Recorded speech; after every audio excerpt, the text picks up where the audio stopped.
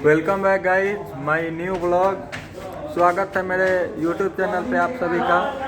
और हमारा चल रहा है अभी एग्ज़ाम और हम हैं अभी अपने रूम पे, जो कि छपरा के चंचौड़ा में पड़ता है।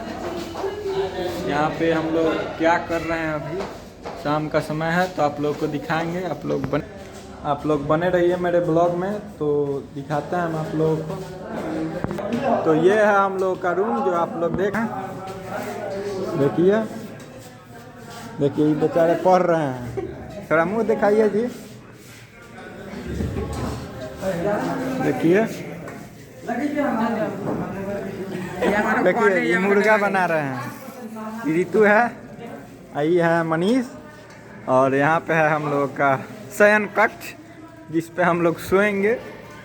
ये अभी खाना बन रहा है जो कि मुर्गा है हम लोग का खाना। ये पूरे दिन का हम लोग का राशन है, और ये सब बैग वैग है पढ़ने वाला, ये सब कापी किताब सब है।